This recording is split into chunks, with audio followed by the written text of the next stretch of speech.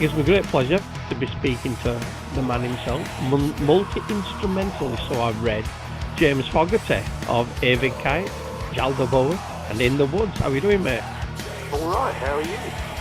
I'm not so bad. You sound to be doing alright. I can hear you stuff in your face, you know. Sorry. Yeah.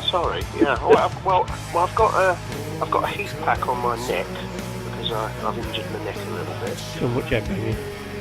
No, it's on my motorbike, which I guess is just about as heavy metal. And, I did a what do you call it? Over your shoulder safety check. And, yeah. I pulled a muscle. Ooh, not good at all. No. Done that myself, I'll be honest, in the days when I used to be a bit of a biker, when I had hair, so that's a long time ago. Right. We won't go there. Right, moving on. You've got a new album coming out with Ewigkeit, haven't you? I have, yeah. Called Disclose. And it's generally it's about UFOlogy. That's right, yeah.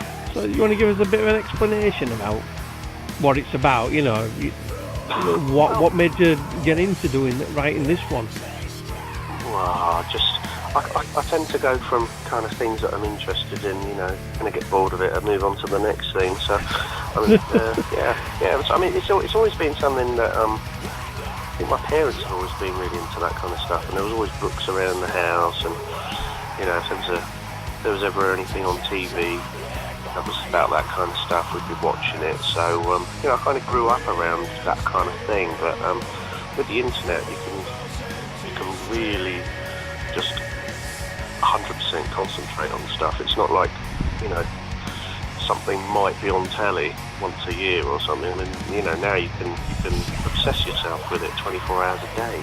Well, so, yeah, I understand that. Yeah, there's plenty of it actually on later on in the evening on telly and all to catch up on, and all these alien series and things like that, isn't there? Ancient Aliens. That's the one. Yeah. It's fantastic. They've even got one. They've got the guy out of Happy Mondays going looking for UFOs. Oh, what Bez? No. The guy who actually sings. Oh, Sean Ryder. Oh, really? Yeah, Sean Ryder on UFOs. Yeah. Oh. It's not that bad, but you know, it starts off like he says. The intro for it is like, when I finished the gig, I was standing at a bus stop and I saw a UFO. And I guess it doesn't really add much credence to the fact that, you know, he's just basically well known for doing a lot of drugs, isn't he? Yeah, I'm going to say it doesn't really add weight to the conversation, does it? No. I would say, so what? Are you a believer? Oh, absolutely, yeah. I mean, thing is, you know, I mean, a UFO is an unidentified flying object. Mm-hmm. I mean, that doesn't necessarily lurch forward into alien abduction, and it doesn't necessarily lurch forward into the lizard people of David Icke from oh God, no, the 10th dimension or whatever. So I mean, it's one of those interesting topics that's kind of on the cusp of acceptance by the mainstream of society, and yet it's still just waiting for, you know, that official validity. It's waiting for a total validation, isn't it, basically? Yeah, and this is the kind of buzzword around ufology over the past 6 or 7 years has been disclosure. So that's why I chose the album title, and also, you know, disc being the UFO, you know, being an atypical silver disc, and also the fact I think I've got to the point where I'm just not going to bother doing CDs anymore because nobody buys things. So it will, you know, it's like maybe it will be the last disc. So the closure of the disc. Yeah. I'll tell you what I'm disappointed with the album. There's no track called Little Green Men on it or something like that, you know?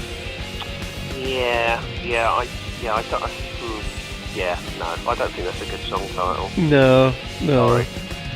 But, that's why you write music and I don't, you say, you know? Yeah, well, you know, I mean, that might be alright for the Mac lads, but, you know, probably not the kind of material I would title something. Yeah, true enough. So, how long did it take you to write this? I know because you do everything on it. I mean, it's not just the writing; it's the actual performance. Making, laying down the tracks, isn't it? Oh yeah. The guitars, the programming, the vocals, the bass, the keyboards, and then because I'm poor, I have to mix it, and so I try to keep my costs down and my interest up. So there's always something else to learn. Yeah. Especially when it comes to music software and that. It's just constantly changing. It's there's always something fresh out. As soon as you bought the latest thing, there's always something else comes out. Yeah, I try to kind of only use stuff that's, I tend to use stuff that's about 10 years old. Yeah. Because, recording is recording, all the software is doing is like overcomplicating stuff. You can do more or less the same stuff on Windows 10 as you can with, Windows 97 or 98, whatever. So, it's just presented in a different way. So, I don't want to get too much into the technical side of it because it's like, well, what am I? Am I like a computer nerd, or am I writing music? Yeah. To find balance. Right, all the recording and that. I knew you did a lot of stuff yourself, but I didn't realise that you actually did it all. I thought you might have had somebody in, to come and play drums or something like that. No.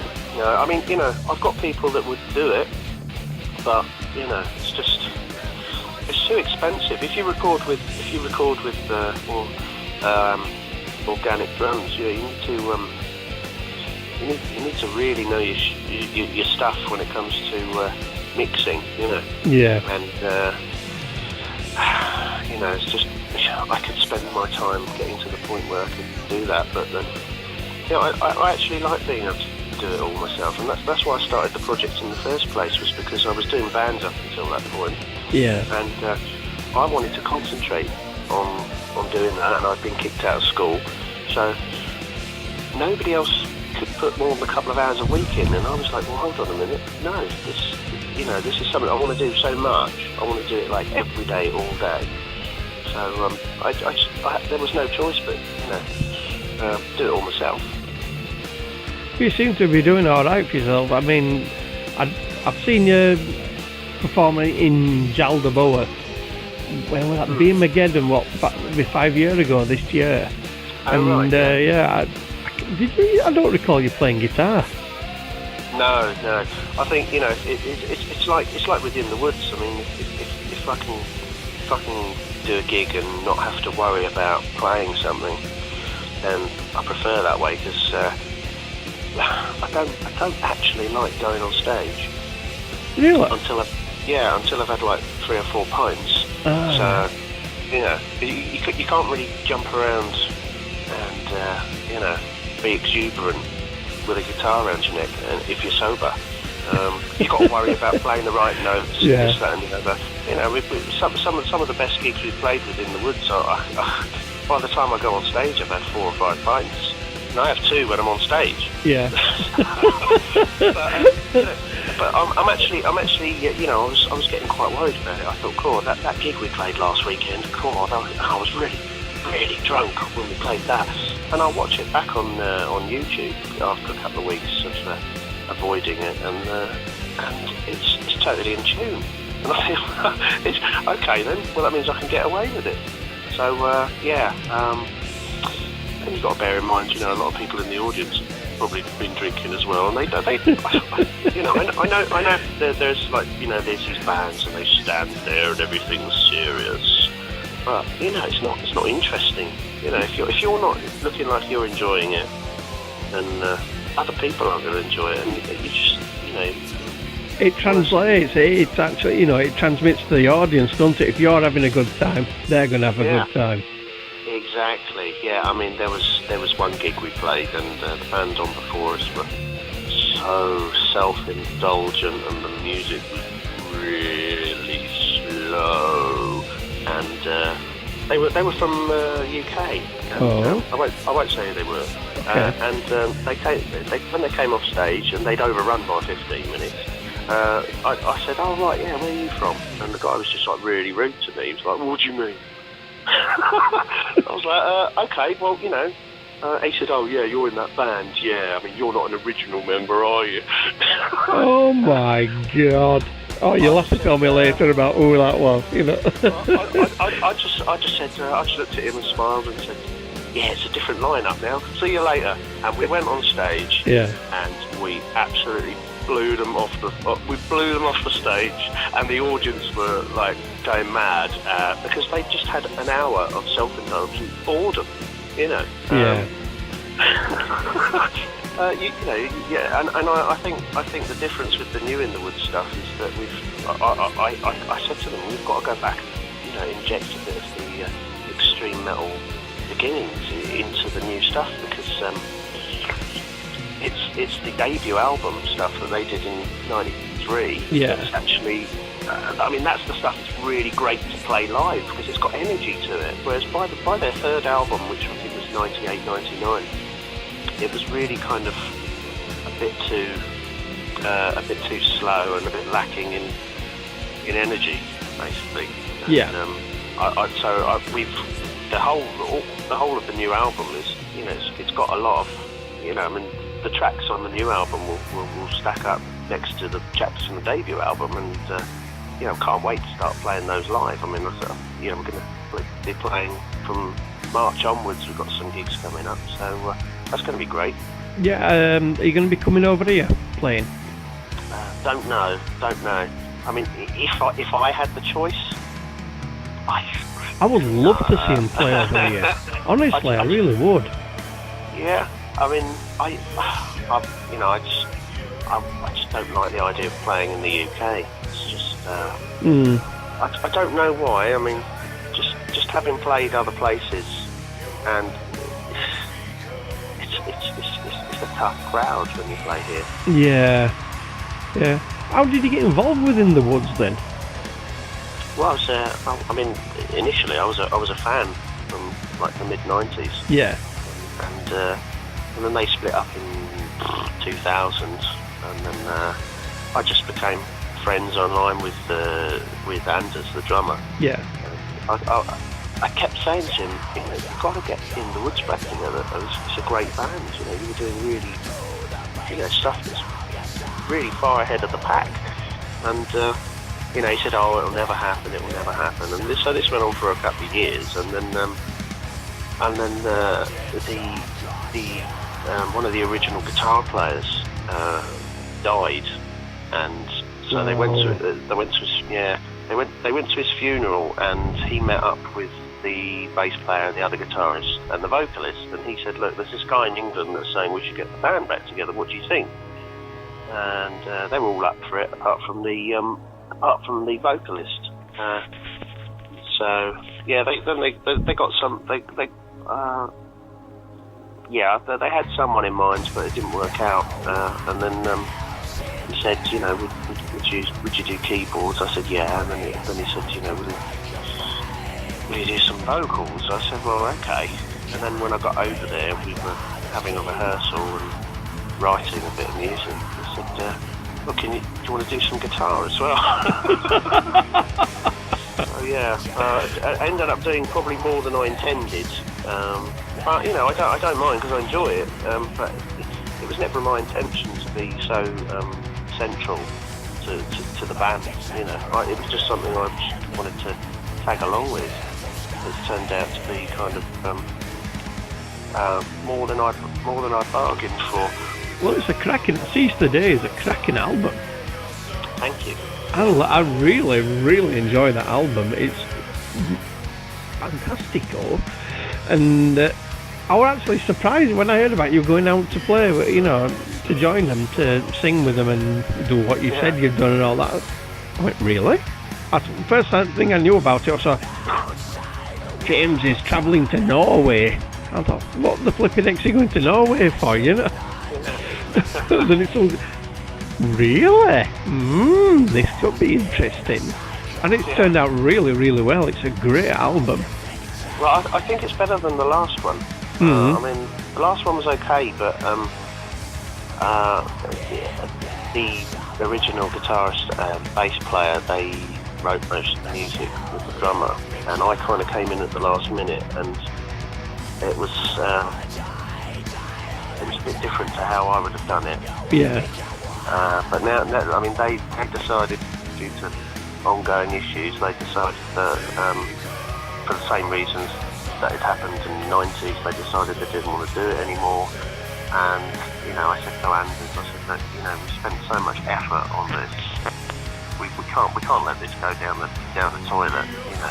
You know, we have to get something from the work we put in, you know. Yeah. So we just decided, I said, look, let's just start writing new material. And then I went over there and we jammed in a rehearsal studio for about 3 or 4 hours.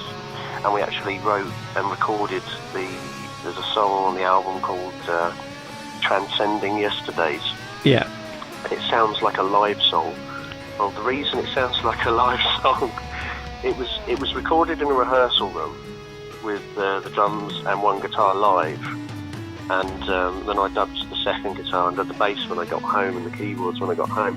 And it was just supposed to be a demo for the next album. But when we eventually recorded it, it didn't have the same energy. So I just thought, well, why can't we use this rehearsal room recording on the album? So yeah, that's what we ended up doing, and I wrote the lyrics about, you know, to go along with the whole theme of it being like live. Yeah. I wrote the lyrics about how much I hate playing live gigs. but then at the same time, it's like the first verse is like, you know, I really don't. If you read between the lines, it's like I really don't want to go away and play this gig, and then you get there and it's like, wow, this is brilliant. I really don't want to go home, and then it swings back and forth, but you know, between like loving playing live and hating playing live, and then to top it all off, I got some audio recording of the crowds from some gigs we played in Greece a few months before. So I mean, you get some reviewers have been like, you know, what's this? It doesn't make any sense. But I mean, and then you get some other reviewers, and they say it's one of the best tracks on the album, you know, because it's got a live energy to it. Well, that's it. If it gives, I mean, it's all right just doing a studio recording, but I don't think you can bait a live feel. Do you know what I mean? Yeah. It comes over a lot better, because everybody says, oh, it's great hearing it on CD or on vinyl, but the proof is in the pudding is when you see it live. That's it. I mean, someone I used to work with used to say, well, the great thing about seeing a band who are not playing very well is that you become emotionally invested in willing them to not make any more mistakes. And it becomes, like, it's right on the edge of like, is this all just going to fall apart at any moment? So I mean, and it was actually when I was over there recording these demos that we went to the local rock bar over there, and Anders introduced me. Just so happened to be this guy who turned up, and he'd known him since the early 90s, and he was in a band with a guy that both me and Anders know, and Ewigkeit had actually released an album on the same label as this guy's band, and so there was kind of like tenuous kind of links to him, and he played. His name's Burns, and he plays in a like a brutal death metal band with lyrically it's kind of tongue in cheek, but like the music's like really really cool, full on death metal, and I think they just played a gig at the venue or something where we were having a drink, and I just got chatting to him, and I said, I mean, so if I'm always working on different projects, if you ever fancy kind of working on something, and he's like, yeah, this would be great, and just chatting with him after that, after about a month, I said to Anders, well, why don't we ask him to be in the Woods? I mean, this is perfect. He lives near you. He's got a studio. He's really into doing different stuff. So that's how. I mean, it basically took me going to Norway to Anders' backyard to find another member because yeah, I mean, it's, you know, it just worked out. I just happened to be there for a couple of days, just happened to bump into this guy, and then within a couple of months we were writing Season Day, and then he came over here and we arranged it, and then yeah, that was it. It was all put together, and then yeah, well, you've heard it and you like it, and that's all that matters. Well, that's it. Yeah, I'm gonna have to get it on with MP3 formats, because all I tend to do is blast it out on my stereo, you know, on vinyl, because I've only got it on vinyl, you know. Did you buy that off me? Yeah. Oh, right. Don't you remember? Yeah, I do. And the box set. Yeah, oh yeah. Well, I've got a couple left if anyone wants one. Oh, yeah. So, yeah, I mean, what you were saying about, you know, recording live, I mean, that's what I and Nathan have been doing since Bruce rejoined the band. Yeah. So that they kind of write the songs. You know, I think they pretty much do what is the best way to record an album. You know, they'll each have like general ideas and might have some lyrics, and they just get together in the studio for a couple of weeks, and then it all kind of falls into place. And I think they actually record it live as well, and then do overdubs afterwards. So most of the time when I'm working on music, it's all done. It's all done sitting in front of a computer, and it becomes a bit monotonous. Not monotonous. It just becomes a bit too clinical. Yeah, a bit impersonal. Yeah, and it's just really nice to kind of playing gigs live and stuff. It's just it's a different planet, you know. But doing everything yourself, you kind of have to wear many hats. Like, you know, I won't, like, one week I'll be editing a video, the next I'll be working on some artwork, the next I'll be writing some lyrics, the next I'll be contacting a guy to do PR.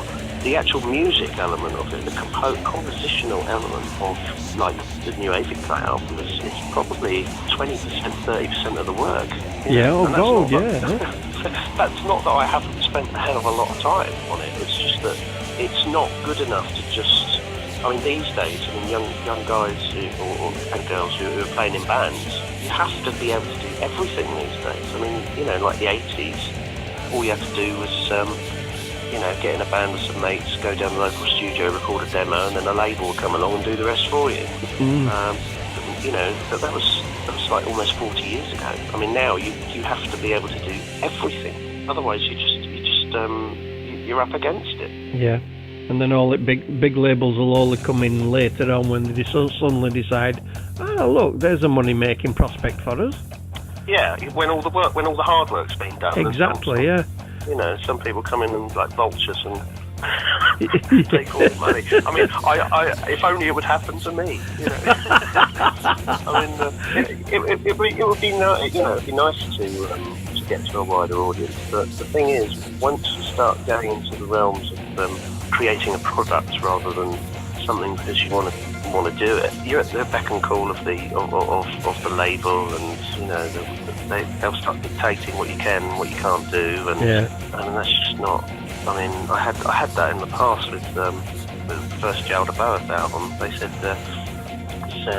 Napalm Records, they wanted to release it, and I said, okay, well, it's done. They said, well, what do you mean? And I said, well, you know, listen to it, it's done. I sent them the files, and they said, you're going to have to re-record this in a studio. You're going to have a full medieval band of musicians playing all these old instruments. And I said, I'm not doing that. I said, this is a joke band, right? Do you really think I'm going to do that? You know, like I'm thinking, well, God, that's going to take me a month, right? So I'm going to have to work out what's a month's wages, you know, and basically charge them that. But, you know, because it's just, I don't think they really understood. It was more about the, you know, they you know, I'm thinking, this is not going to be on top of the pops, mate. It's an obscure joke heavy metal album. So, dear God. Well, basically, they said, well, we're not going to release it as it is. And I said, well, all right, get lost. And I released it myself. Yeah, fair enough then. And then they came back to me 6 months after I released it and said, we'd like to release the album. I thought, well, I've just done it. But, yeah, so, and that was only dealing with, on a small scale. Yeah. I mean, you can imagine, like, if you're, I mean, bands like, if you're the size of a megalithic band like Iron Maiden, I mean, they basically dictate how things are done. But, you know, if you're one of these bands on Nuclear Blast, for instance, they will dictate to you everything. They'll tell you what clothes to wear in photo shoots. They'll have someone write the lyrics with you just to make sure they're, acceptable. It's just, That's wrong. You know? Well, yeah, but I didn't realise nuclear blasts were like that. Well, I mean, I think it's like they're like a production line of metal. I mean, yeah. I used to listen to a lot of their releases in the late 90s, and by the time the likes of Dimmy Borgir's Enthroned Darkness Triumphant came along, virtually every album that label were releasing had same kind of artwork, the same kind of 3 good tracks at the beginning of the album, and the rest of it's rubbish. Yeah. The same producers producing the music, the same, and it was just everything was like identikit kind of these, almost like the boy bands of heavy metal. I mean, it's like the Simon Cowell of heavy metal is probably the guy who runs Nuclear Blast. I mean, it's really the antithesis of everything that I'm about. It's just like, what is this? Yeah, I get it told. I mean, I once interviewed Blaze Bailey, and right. He had, let's put it this way, I won't call it a rant, I'd call it more a tirade about record companies and the executives in particular. And yeah, basically what you're saying. And he just absolutely loathes them. And he's seen it from much higher up than I have. Right, yeah. I mean, you can just see where it's going, and I mean, like people that I know who have done been in bands and done tours of the States, tours of South America, tours of all over Europe. I mean, it wrecks them. It absolutely destroys their lives. I mean, there's one band I know. I won't say they are. And there's out of the 4 members in the band, one of them quit the band.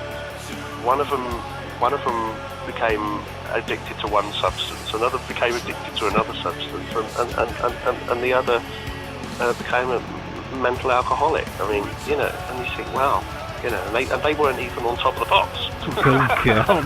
I thought you were going to say the last one became a nun or something like that. A monk. Well, almost. Yeah. That's a different story. Right, okay. What they do in their private time is their own concern, yeah. But, I mean, it just goes to show, I mean, people who really want to live that, going on the road and touring, it destroys you. I mean, look at and there's the biographical film, it wasn't a biographical film, it's like a documentary film they made about Lemmy. Yeah. And, it's like showing him on tour and he's surrounded by all these women and blah, blah, blah. And then it just cuts to a shot of, him sitting in this dingy, bedsit off the Sunset Strip in California playing. Oh, is that the documentary one? Yeah. Where he shows everybody around. He's got this massive collection of German army knives and things like swords and that. Nazi knives. Yeah, that's the one. Yeah, yeah. He's got all this paraphernalia, hasn't he? Yeah. Yeah, I've got that DVD. Yeah, but the thing is, I mean, his home life was just sitting there playing computer games by himself. Yeah. You just think it's such a shame. I mean, everyone thinks he's living the life of Riley and he's a big rock star, and then it really showed it how it was. It's just the reason he wanted to be on the road all the time was probably because he just absolutely had nothing to go home to, and that's because he sacrificed having a normal life to be in a band. For his own persona, basically. Yeah, and I mean, he was a great kind of. Almost like he became a caricature of himself, but I mean, it's like he came across as a really decent guy, but he sacrificed so much to have that life. Yeah. I couldn't do anything. I couldn't do that. Got bills to pay and stuff. That's it. That is it entirely. So anyway, Disclose. It's what is it? Your 7th, 8th album as Ewigkeit? 1, 2, 3, 4, 5, 6, 7, 8th album then, isn't it? Because you re-released Battle Furies, haven't you? I did, yeah. I mean that was originally recorded in '97. Yeah. And then by the time I did the next album, I was just totally into trying to do orchestral stuff.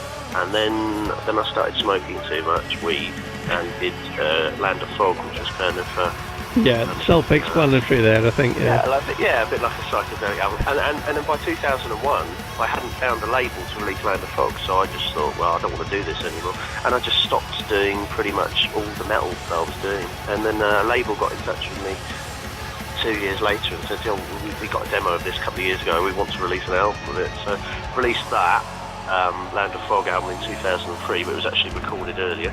And then I thought, well, okay, so I've got a label. There's people interested. I'll do another album. So I did the next album, and someone I knew got it to Digby, of Earache Records. Oh yeah, yeah. And he heard that and sent me a rushed email saying, "Oh, you said you left me a CD a couple of weeks ago. I've only just found out your email address, blah, blah, blah." And it was the day before the label who'd released Land of Fog were just about to press up the copies of it. Yeah. So I had to contact them. They were in Slovakia. I had to contact them and say, don't make the album. Don't make the album. And then, so I did that. That unfortunately, it was they only released my home mixes, Earache Records, but the next one I did was Conspirators. Yeah. And, I kind of been promised, you can have this is going to be heard by such and such people all over the place, and you should make this like the best thing you've ever done. And that was, that's a good thing for me to do. And I thought, okay, so I thought this got to be a big idea, it's got to be like a concept album, and so I made the whole thing about conspiracy theories. And it was produced by the guy who mixed by the guy who mixed, I think, half of Pretty Hate Machine by Nine Inch Nails. All right. Yeah, I mean, everything was perfect. And then it was like, right, now do the promotion. And the guys that I had doing promotion just didn't personally like it, and the guys in the back office in Earache just didn't bother pushing it because they didn't like it. The only person that liked it was Digby and me. So if you haven't got their heart, if you haven't got everyone who's supposed to be doing their job based around it pushing it, then it's a non-starter, doesn't it? Well, unfortunately, yeah. So I mean, then that didn't work out, and I was so disappointed. I just thought, I don't want to do this anymore. It was just such a letdown. So I stopped doing Ewigkeit in 2005 and only started again in 2013. So I had like 8 years of not doing that project. Yeah, I'm going to say, and then another 4 years after that, but it took you to release Cosmic Man, which I think is a really good album. It's vastly different to Disclose. Oh yeah, it's very different. I mean, there was actually one before that, but I didn't promote it in any way whatsoever. I'm actually re-recording it to put up on what's it called, the streaming services. Yeah. That was called Back to Beyond, and that was kind of written just after I found out my father was terminally ill. Oh. So that was, but I wanted to make it musically. I wanted to go back to almost where I started with the project. So it went back to kind of doing like orchestral black metal, and it's like the themes were like about life, death, and all the rubbish. Yeah. that we'll never know about. Yeah. And then I did another one. Then I joined In the Woods, and we did Pure. And then I decided to do another Ewigkeit album, which I was listening a lot to. My girlfriend was making me listen a lot to a lot of 80s metal that I'd kind of given up on years ago. So I started listening a lot to Saxon, and really massively got back into Iron Maiden, who I'd kind of left by the wayside when I was about 15. And and lots of 70s rock like Deep Purple, Rainbow, Hawkwind, Sabbath. And I thought, well, how about mixing this and the new wave of British heavy metal with a bit of my kind of the way I do things, and that was the intention behind Cosmic Man. I don't know if it actually came across that way, but that was. Then I did that, and then we did the new In the Woods album, Seeds of the Day. But at the same time, I was writing Seeds of the Day, I was writing Disclose. I mean, they happened in parallel at the same time, and I actually finished and had a mastered finished copy of Disclose in about 7 months ago, and it's only just now coming out because I had to kind of wait until In the Woods came out. So Yeah, but they were written and recorded at exactly the same time. Well, that's quite an achievement, really. I mean, you're dividing your attention between two projects like that. I mean, they're not exactly the same style, are they? They're not too far apart. I mean, the latest In the Woods one's not too far apart from the latest Disclosed one. Ewigkeit one, is it? Well, I think the things that are similar are those bits which are me and what I've put in. Yeah. I mean, there's I mean, Anders' drumming is very, you know, he's got his own style, and Berndt's got his own kind of ideas of writing riffs and that, but like in terms of like the guitar melodies that are on top of the rhythm guitars and maybe the vocal melodies, I think, yeah, I mean, there's a similarity there, yeah, definitely.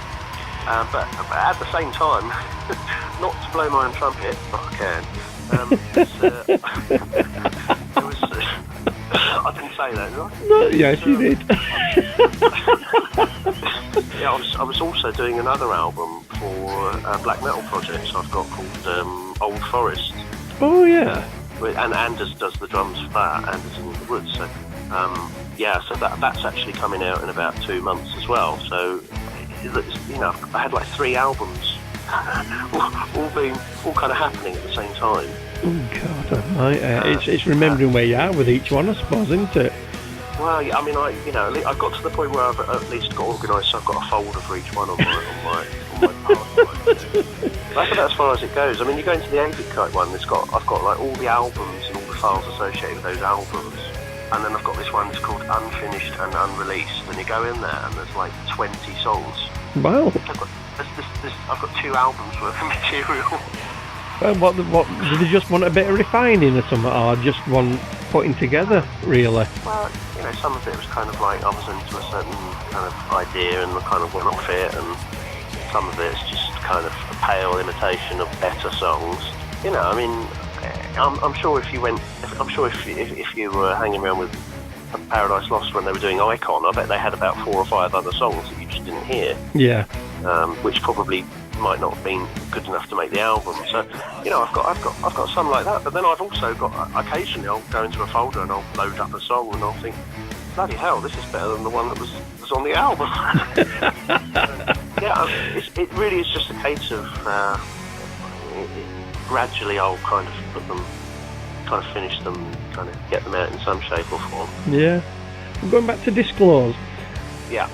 I remember when you first sent it out to me to have a listen to it, I think the first comment I made about it was, it's early Paradise Lost. It's what it sounds similar to. Would you agree with me on that? Yeah. I mean, that was one of the I wanted to kind of get that early Death Doom, early 90s sound, which I think the best band doing that were Paradise Lost. Yeah. And it wasn't so much their albums that I really do love, which is Gothic and Icon. It was actually probably a bit more inspired by their debut album, Lost Paradise, yeah. Which is just really. Oh, it is. It's very, very doom, isn't it? You see the word doom bandied a lot these days, and you listen to it and you're just like, that's not doom. You know, you listen to that first Paradise Lost album, that is how it should be. Yeah. And I kind of wanted a bit of that. So yeah, I mean, there's some parts which I deliberately made reminiscent of that album. Yeah. But I mean, apart from that, I mean, it's got a bit of everything. I mean, there's a bit of Hawkwind in there, there's a bit of Iron Maiden in there. Yeah. Yeah, but I mean, yeah, Paradise Lost has always been a big inspiration for me. Back in the days, yeah, when in the early days, as it were. It's like I'm like that with Iron Maiden. I prefer all their early stuff. I mean, their first 4 or 5 albums, love to bits. Then it just seems to tail off for me. And I was doing another interview the other day, and I was saying to the guy about Iron Maiden how they took 3 albums to get a formula, and they found that formula on Peace of Mind, and they kept the formula exactly the same up until Seventh Son of the Seventh Son. Yeah. So they did like run of 4 albums, which basically were interchangeable. And when Seventh Son came along, I think Adrian Smith basically said, look, we've got to mix things up a bit, because this is, like, I mean, as an artist, he was probably just getting quite bored. Yeah. Doing, you know, like 8 songs with the 2 radio-friendly pop tracks on, you know, I mean, it would get quite frustrating, especially when, you know, you don't need the money anymore. You're just doing it because you want to be doing it. And I guess maybe there was the feeling that they were kind of riding a gravy train of their own making. Seventh Son, I think, is my favourite album of theirs. That's the one that's quite different. And it was actually the, you know, because Seventh Son's got the acoustic intro and at the end it's the same. And that's kind of where I got the idea for the In the Woods album's got the intro and the outro. So I keep going back to In the Woods. I shouldn't really. I should be talking about my own stuff. It doesn't really matter. Right. Anyway, let's go through the album track by track. Let's start off from the very beginning and we'll go through it one at a time. So, 1947. Tell me all about it. Besides it being just a number. 1947. That was the year that the supposed crash at Roswell happened in New Mexico. The Area 51 job. Yeah, well, I mean, the interesting thing about the Roswell crash is the location of the crash was, I think it was within 10 miles of the only nuclear bomber squadron on the planet at the time. Oh, yes, of course it was, yeah. Yeah, so, I mean, that really is where modern ufology... It's the seat of it, isn't it? Yeah. Oh, absolutely. So, I mean, if I'd done an album about UFOs, and, you know, if I'd not done a song about Roswell. I get what you mean there. Yeah. But I mean, it's yeah. I mean, this like the chorus is kind of makes reference to the kind of ancient aliens theory that you know, aliens were gods and gods were aliens. Well, some of it sounds quite feasible when you read about it or you see it on the telly programmes, doesn't it? It does seem quite feasible, but you do wonder. Oh, absolutely, yeah. I mean, that's what's so interesting about it. It's quite convincing. I mean, you know, it's more convincing than the Old Testament. Anyway, moving on to the next track. Disclosure. Is this basically about the ufology stuff? Yeah. I mean, that's like the buzzword in ufology. Is you know, when's disclosure going to happen? I can't see that it's going to be much longer because everyone's got a digital video recorder in their pocket on their phone. So it was going to get to a point where the evidence is so overwhelming, and the ability to share your evidence with the rest of the planet, like through YouTube or Facebook, is just so unstoppable that if there is a conspiracy to hold back the truth, then it's only going to be a matter of time until it just crumbles, and they're just going to have to hold their hands up and say, well, yeah, okay. Well, it's instant media coverage now, isn't it? Basically. Absolutely. Yeah, and the World Wide Web is just there, and as soon as they record it, or they can even you can do it live, can't you? You can broadcast live on your mobile phone.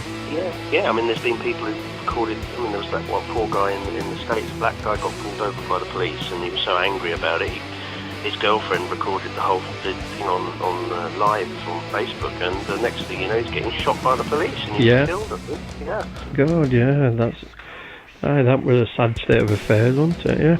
Yeah. Right, Oppenheimer's Lament. Now, Robert Oppenheimer is credited with a lot of the atomic bomb and stuff like that, isn't it? Yeah. I mean, he's the father. Well, yeah, one of the scientists who was behind the Manhattan Project, which actually took place in the desert of New Mexico again. So, I mean, the theory being behind this that it was actually, I mean, it's quite a widely held theory in kind of UFO circles, is that as soon as the atomic tests were detected by other intelligences outside this planet, that alarm bells started going off and they wanted to know what the hell was going on. So Oppenheimer's Lament, I mean, it comes down to, well, I mean, I used a sample. It's an interview that he did some days later, some years later, and he was asked, what did you feel when you'd seen the success of the Manhattan Project and the atomic bomb worked? And he said he was reminded of the lines from the Bhagavad Gita, which is I think it's the Hindu religion's text, and it's one of the the main, I think it's Shiva, I'm not sure. There's, now I am become death, the destroyer of worlds.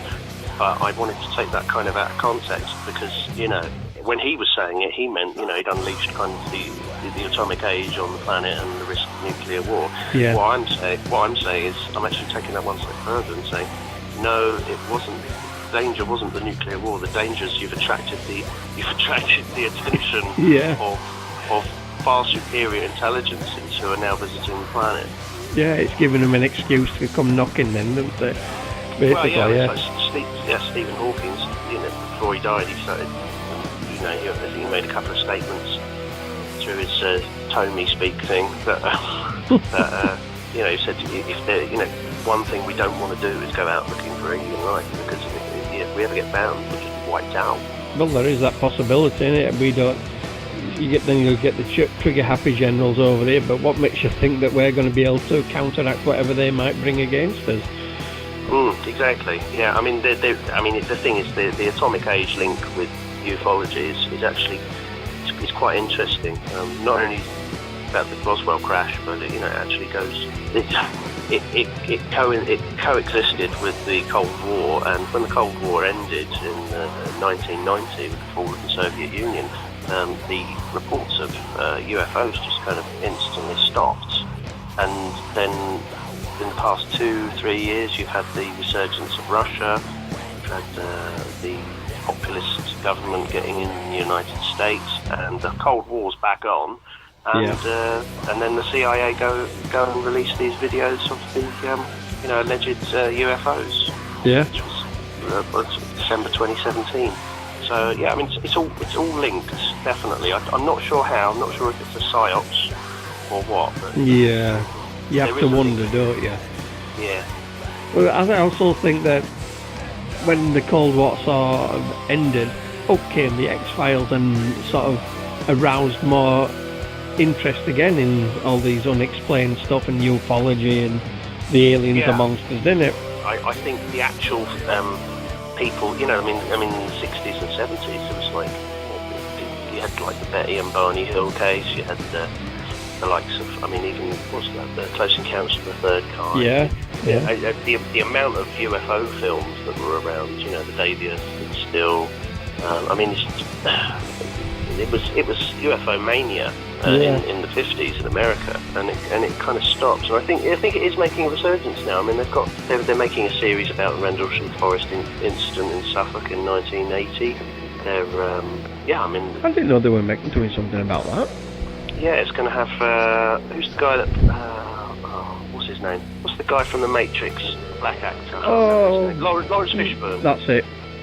Yeah, he's going to be the main character in it, I think. So they're making a story of that. They're also making a series about Project Blue Book, which was the US government's official investigation into UFOs, which was largely thought to be just to debunk any legitimate sightings by saying swamp gas and stupid things like that. Weather balloons and right.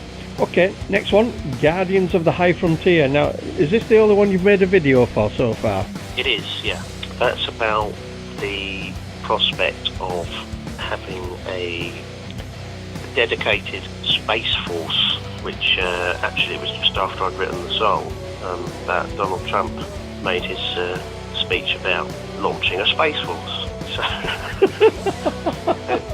there actually is already a fighter group in the United States Air Force who look after the outer atmosphere of Earth, and their motto is Guardians of the High Frontier, which is where I got the song. Yeah, that's where I got the song title from.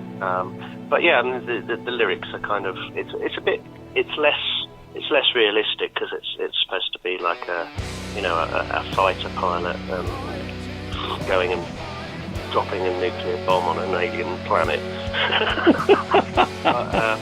Yeah, I mean it sounds ridiculous, but it actually, you know, it's okay. I mean, you know, I can stand by it and not be embarrassed. But yeah, in the video I used some clips of Donald Trump and some media footage about his space force and stuff, and then I used a sample of Ronald Reagan speaking at the United Nations Congress in I think 1986, where he was really into this, the whole Star Wars project. Yeah, I remember that. Yeah. And he actually said to the United Nations, so I sometimes think if we were facing an alien threat from outside this world, would we all come together and fight under one banner?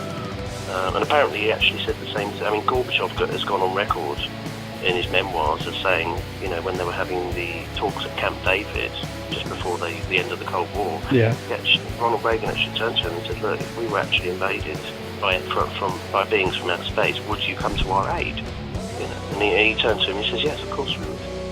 So, I think it just goes to show that, maybe it was used as a metaphor. Maybe it's used as an analogy to kind of, say, are we really all brothers of man, or Yeah, of course. Yeah. And Resonance. Now, I played this one last week because you suggested I should. What's all that about? This is kind of dealing with the idea that aliens or alien life, as people report it, is not actually necessarily physical. It's actually extra dimensional. So right.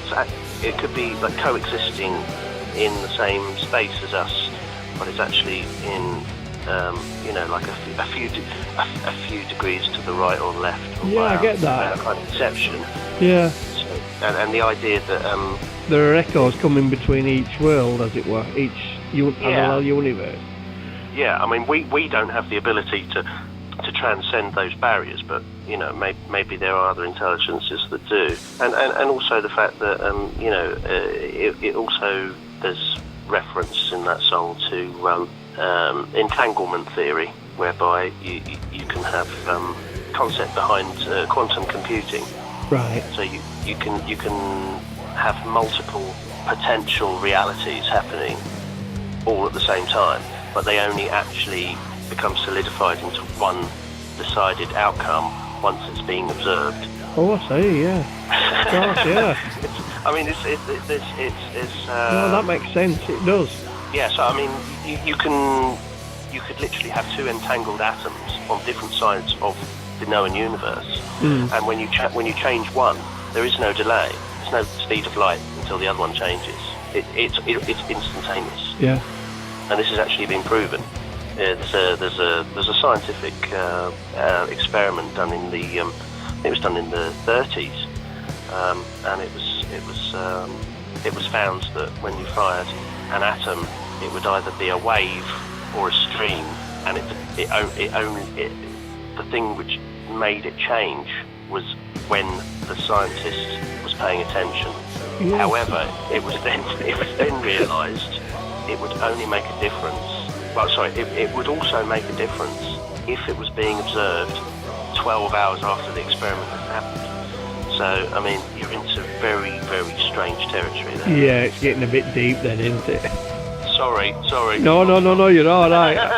And on to the sixth track is KRLLL. Go on. KRLLL, also known as His Omnipotent Highness Krill. This is one of those stories in ufology that it's just so wacky, it has to be covered. I think it was in 1963. In 1963, the President of the United States went missing whilst he was on holiday for about 7 hours, and the excuse was given that he'd gone to see the dentist. It then you started. Within weeks, you had stories coming out that he didn't go to the dentist on an emergency appointment. He went to the Holloman Air Force Base, and when he was there, it had been prearranged that 3 alien craft would be landing, and apparently this happened, and this was filmed.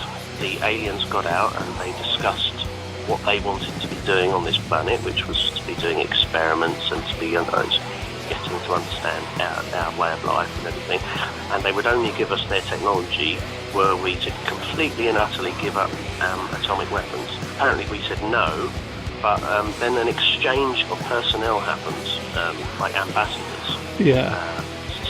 And this is actually where the Close Encounters of the Third Kind, the end of that film. Yeah, that came straight to mind then.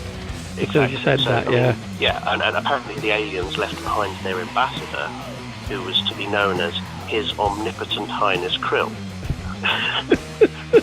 So yeah, I mean that song kind of goes into all the kind of offshoots of different versions of that story. So you know, I mean, if you actually listen to half the rubbish I listen to on YouTube, it actually will start to make sense. No, it's a good job we're not sat in a pub having a drink talking about all this stuff. Well, wouldn't get any drinking done, would we? Well, no, that's it. Well, you would. Well, You'd maybe, yeah. You'd be legless, I'd be one pint in. You'd have to stop every so often to have a drink to wet your whistle, you know what I mean? Oh dear. And lastly, the last track on the album, Moon Monolith. Moon Monolith is about the, and it's another idea from the underground of ufology that aliens actually exist on the dark side of the moon, where they have bases, and is where they launch their UFOs from to come to planet Earth, which they view as being like a laboratory for their genetic experiments. Hence, this is where we came from. It has been said that, you know, when they landed on the moon in '67, that, you know, did they actually? There was reference made to, you know, Santa Claus. Yes. On the radio transmission. They said, "Oh, Santa Claus is here again," and it said that what they were actually meaning was there's a UFO outside our module, and the reason they haven't gone back to the moon since the early '70s is because we were actually warned off from going there by the aliens, and on the moon there are these huge structures which have been built by alien intelligence. And this is all on the dark side of the moon.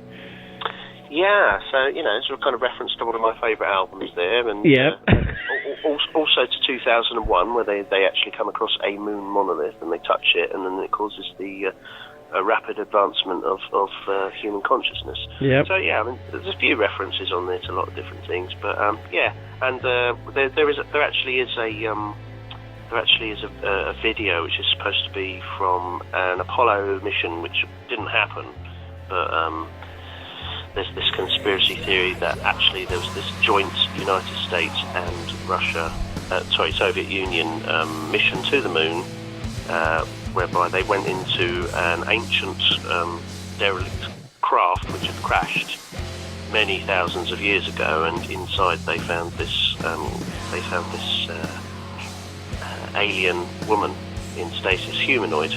There actually is a video of it. I think it's Apollo 20.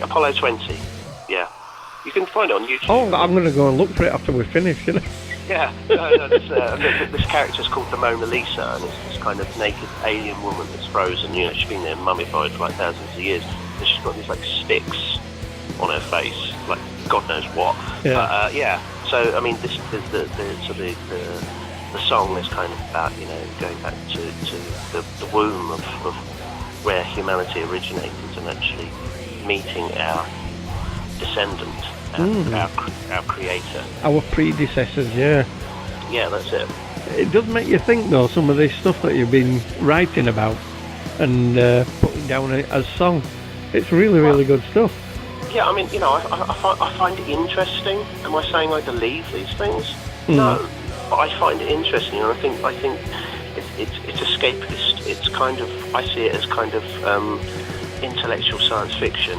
You know, it's because it actually demands that you think about it yourself. Yeah. And to a certain degree, you have to suspend disbelief, and you do get drawn into it. And the same thing happens when I did the Conspirators album, was that you get so into that frame of mind. And I was saying to someone the other day, I mean, because I do cover all these different topics with Ewigkeit, it's like each album is like an episode of Louis Theroux's Weird Weekends.